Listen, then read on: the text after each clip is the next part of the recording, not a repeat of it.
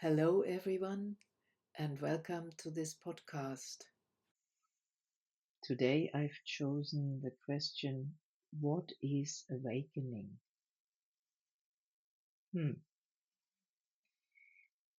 It's a good question because it is so loaded with all kinds of ideas and dreams and projections about it.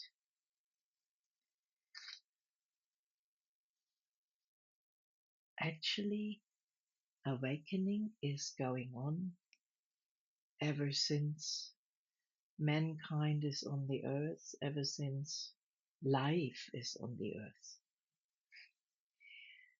In a way, this is all an expression of a grand awakening of consciousness realizing itself.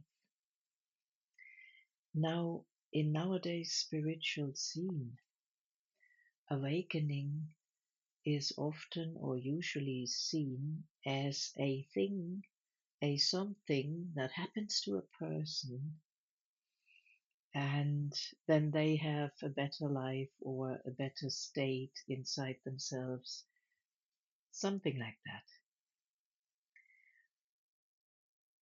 Honestly, a definition of awakening is not possible because it isn't a thing, it isn't an achievement or a state that lasts or doesn't last.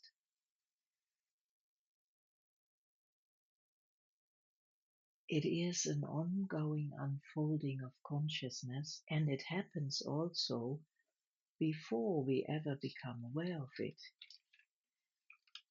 It happens while we are asleep. It happens while we are completely void of any spiritual ideas or wanting to achieve such a thing.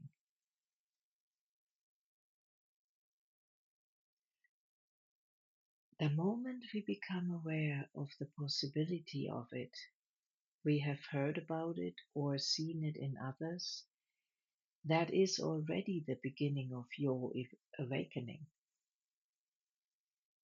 That is already when it starts to pulse in you. If anything, it is an isness.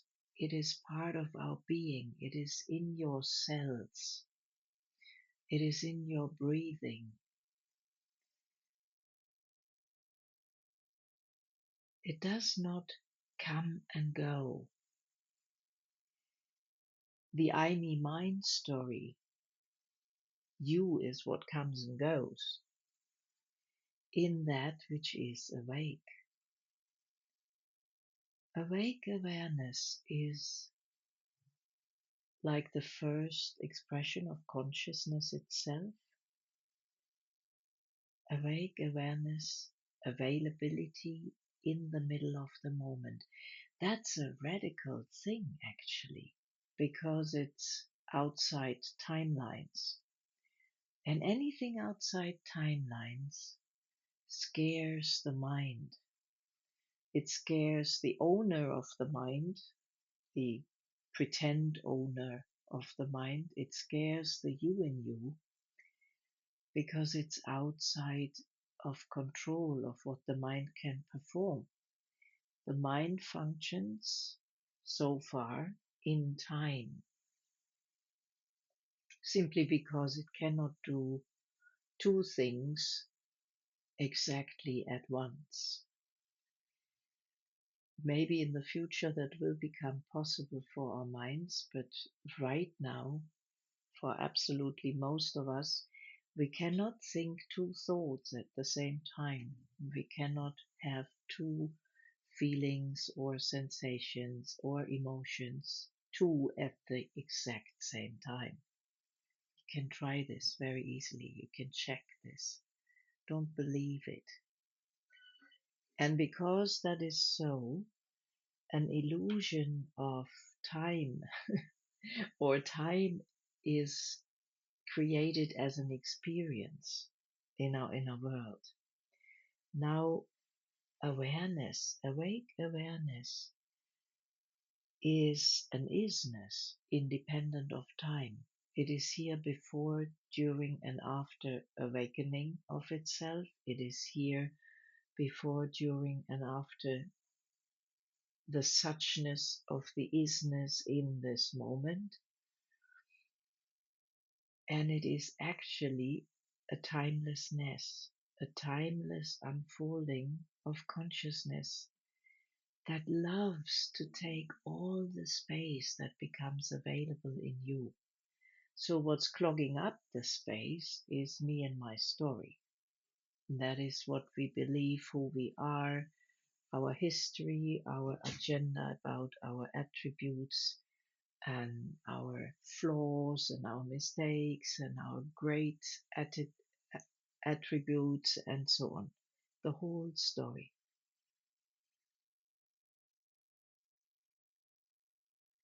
There usually is a marking in the timeline when someone says, then I woke up. Yes, that does happen. And this is as individual as you are individual. It's entirely unique how that happens to you, how that dresses up and introduces itself to you. And only you can, in that moment, recognize it. It doesn't have to be any dramatic event. It can be, but doesn't have to be. Can be a very non-dramatic shift into an opening. So there is that marker in time that we refer to as then the initial awakening happened. Then it began to be conscious experiencing in the middle of the moment, including being aware when you're not in the middle of the moment, including being aware of our unawareness. Awareness and unawareness both happen in being aware of it. And that is what this shift, if it's profound enough, can give to you, is that you see it all. That is what meditation is all about. That is what being awake in the here and now is all about, is that we see it all, that we are aware of whatever it is that goes on right here, right now. And of course, we don't lose our ability to put that in a context of other things we have learned or other things that are useful or practical. But it's not the effect of a cause. And in that regard, I keep saying it's not an achievement. It is something that is inherent in your being. It is in your cells. It is in your flaws and in your shadow consciousness. There lives the greatest light. There is all the potential wrapped up in what we call me and my story and often want to get rid of, or we want to improve it from bad to good and then from good to better. And the access to that which is always awake, because it doesn't come and go.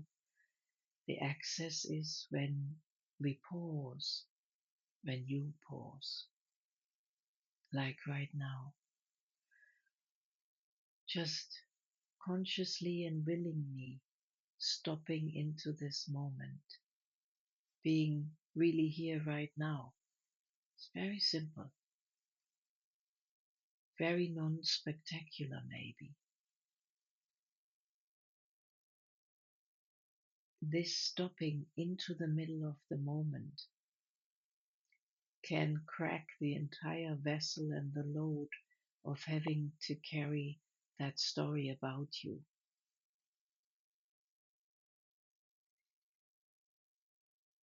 It's not that you forget it or you can never touch it anymore.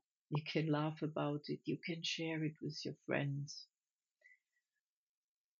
But the burden of being glued into the texture of that story about you, that burden vanishes in being totally here in the middle of the moment. And once that is realized, you can't believe in the existential or substantial existence of I.